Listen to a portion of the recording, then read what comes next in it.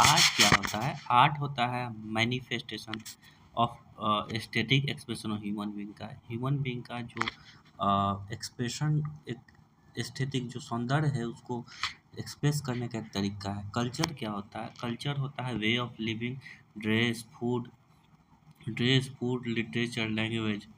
Architecture होता है कि साइंस कैसे उसको building, science of building structure, किसी स्ट्रक्चर को बनाने का के पीछे साइंस क्या है उसको आर्किटेक्चर बोलते हैं।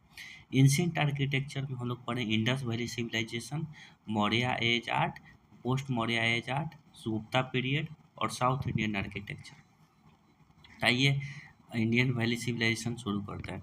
1830 में सब आर्टिफैक्ट्स, हम अनयूजुअल आर्टिफैक्ट मिल रहे थे मोंटगोमरी डिस्ट्रिक्ट ऑफ पंजाब।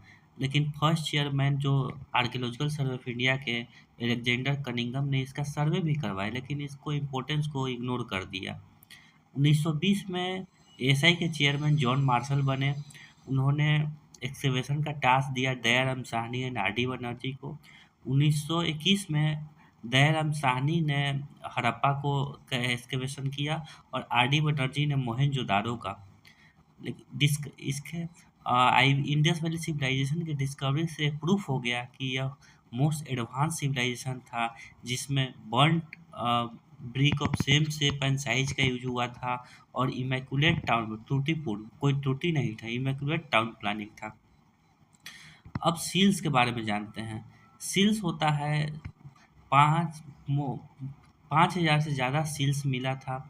यह एक ज्योमेट्रिकल शेप जो होता है जिस रिवर स्टोन स्टेटाइट से बना हुआ रहता है। सील्स कुछ वैसे सील भी मिले हैं जो कॉपर, ब्रॉन्ज, गोल्ड, सिल्वर से बने हुए हैं।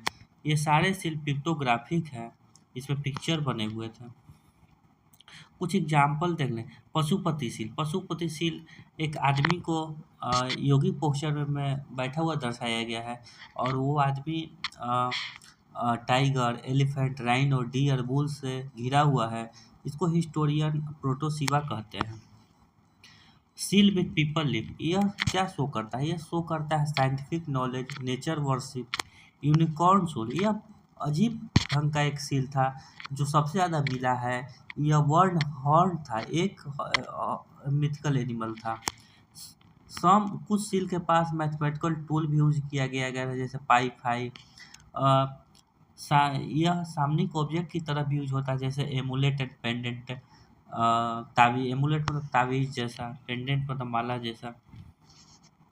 सम हिस्टोरियन कंसीडर करते हैं कि यह माइट यूज एज कॉइनेज भी यूज हुआ होगा।